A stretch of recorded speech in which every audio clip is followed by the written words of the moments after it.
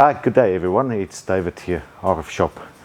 This is the first video that I'm making in a specific topic that I think is going to be relevant specifically for RFShop and Black Art Technologies.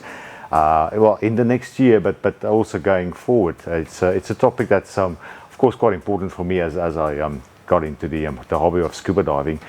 It's waterproof, and specifically a lot of people and a lot of companies present IP67, which is the standard that relates to at least a fair level of waterproofness, and I put that in the specs. I just wanted to explore what that means and also then use that in order to create a demonstration and a product. So it's five videos that's going to relate to IP67. I've done my tests already, my demonstration work, preparation work, so I'm going to break it down into 5 videos. So the first one is this one, which is really just a quick overview what IP67, what it is, what I think is necessary to know about it. The second video is just a general overview of waterproofing your connectors. Obviously in my test that I did, that's something that I had to do, and it's also always useful to know with IP67 or waterproof connectors what to do, what not to do, what to be on the lookout for. The next one is as a question that when I just mentioned this is what I'm looking at, the first question that I got was, how can I make my indoor router waterproof as well? So obviously that's one thing that we specifically also had to do for ourselves.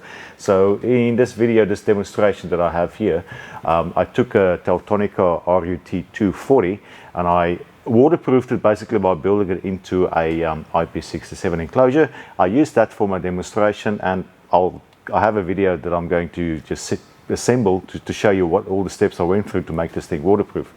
And then of course going through a product blitz, which is the series of just presenting antennas, presenting some of the products that we have. I used in my test the PUCK 4 in that case from Poynting antennas, but basically that is considered the IP67 rated antenna.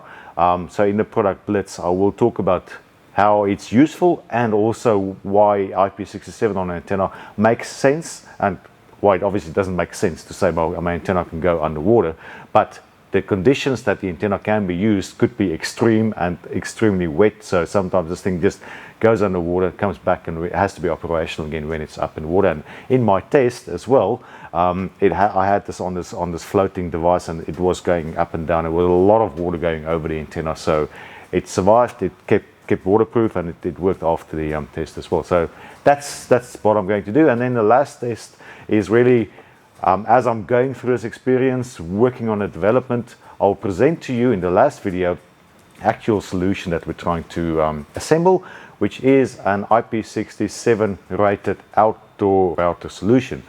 Going through all the problems that would be involved there, and then also presenting the solution, and then that would find its way onto, of course, our website and all the features that we can kit that up. Of course, starting with the RUT240 on there. So I guess the first thing is, what is IP67 and what is IP in general? Now there's 2 words for it. The first one is the Ingress Protection Code, or otherwise also called the International Protection Code. I guess I prefer Ingress because it kind of tells you what we're looking at. So there's different levels. The IP6 and the 7 both are actually, there's a whole table, I'm showing that on the screen here, that you can look at what exactly is what it's looking for. So in this case we are specifically looking at the most extreme level of dust protection, which is dust tight. So we do not want any external objects to be able to enter the enclosure that we are trying to close. And then the second digit is there's different levels. So you have 0, 1, 2, 3, 4 up to 9K. The 7 says, and it reads here, 1 meter depth. If I just move to the next slide as well, 1 meter depth, 30 minutes test. So the test itself means this is going to be underwater for 1 meter, at 1 meter for 30 minutes. Now, I mean, there's a lot of specialists in these kind of fields, and I've heard comments about, yeah, but you do salt water, this should be fresh water. To me, that's not the point. It's not about what's the exact conditions, it's about what's the intent, what are you trying to do. And here, why do you actually care? Why do I care about IP67 as a definition? Well, here in Australia, specifically the wet season in Northern Territory in Darwin, that's extreme weather. So you just want to know, I'll put this thing outside, rain, hail, storm, whatever, this thing is going to stay dry. In the marine applications, you don't have to have a submarine in order to think something needs to be waterproof, because as that photo shows, you could just have your vessel in an extreme storm.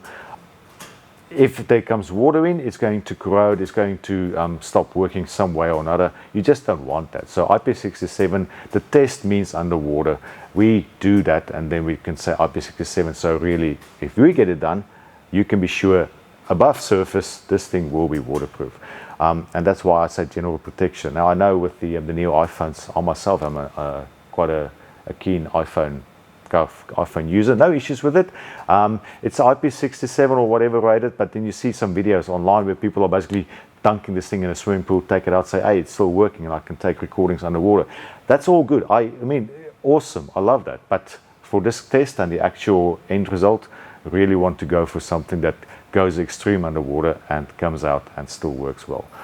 So, how did I do my actual IP67 test? And that's just me. So, as I say here, IP67 the RFShop way, which is really, that's the way I was doing it. So, I first prepared a test kit. Now, the test kit that I prepared, as you can see on some of these videos, I broke it into bits and pieces. So, I have my floating system here. So, above the water, I had a bigger cavity where I put my power supply in, which is the battery. And then I fed the cable and the power through to an actual cable down to the modem that I had hanging down at the bottom. I also had the antenna, which is the PUCK2 at the top. So these two together were on top to basically have comms and to keep that above water to some extent, and then hanging through. So at the bottom, as you can see, I had the 4 cable glands. Cable glands run through. I had to have connectors because there wasn't a clear connection that I can go straight from A to B. I wanted to have this connection as well, so I could do some tests here.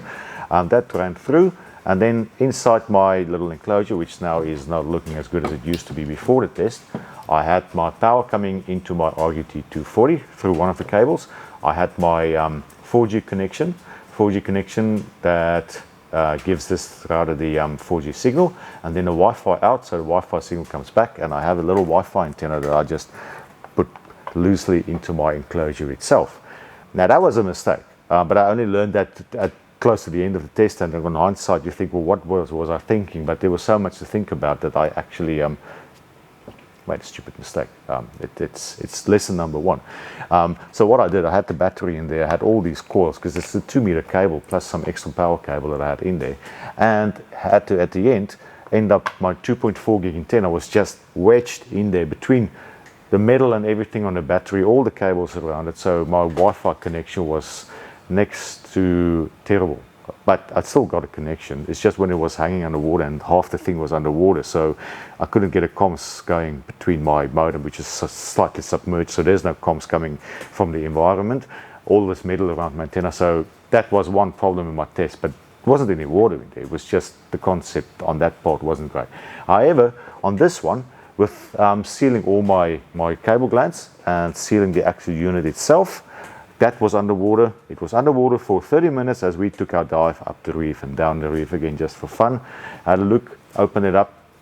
It was all good. Obviously, pretty happy with that. So there's nothing more I could say than this thing was hanging in water for 30 minutes. I took it out, took it home, opened it up, and it was dry, and the thing was working like a dream. Now, of course, the flip side is you always want to see the next step and just want to see how far can I push this. So what I did do is I took another enclosure, which was this one. I took the enclosure. I made myself a little drawing just to show what I'm going to do. I sealed it up, and once I was finished with this test, I actually just took that thing down to 8 meters depth, because there at Port Nolunga, from the surface down to the bottom is about 8 meters. I took it down. I thought I had nothing to do. I know what the spec is, but I took it down. And as I took it down, you can actually see the under the pressure. 8 meter isn't that much, although by 10 meter you are extra atmosphere deep. It started to buckle, and when I took it up again after that, there was water in there. So it's a 1 meter test. It's a 1 meter spec. 8 meters can't do that. But it's good fun. I love just taking it to the extreme and see where I actually get to test. And there's a reason why I didn't put a modem in there, because I didn't think I'm 100% sure it's going to work. So it was all good, but it was still good fun. I guess the one last thing that I just wanted to mention is, of course, trying to keep this thing 1 meter underwater with all the weight. So the battery was very heavy. This thing was hanging down, but by itself it's actually buoyant, so I introduced some weight. So this is got just old brackets that I took to weigh this thing down, so it was fairly neutrally buoyant, but it was floating down. And that's about it. That's the test that I did. That's IP67, that's IP67 the RFShop way. Got a successful result, and I will talk through these bits and pieces in separate videos just to give you some context of the exact stuff that we were looking at for this video. So thanks for watching. Just keep an eye out for the follow-up videos that we're going to make on this topic. Also keep an eye out for other videos we're going to make. Specifically, I still owe everybody some test results from our tests in our summer holiday at Port Lincoln, which went quite well. So pretty happy with what we learned there. So please subscribe to our channel if you haven't done so yet. If you have any questions, feel free to look at our website, rfshop.com.au. As always, feel free to email us or call us if you're in Australia. If you're overseas, email is obviously the way to go. Happy to help and happy to take any conversation further. Thanks for watching, and see you in the next one. Bye-bye.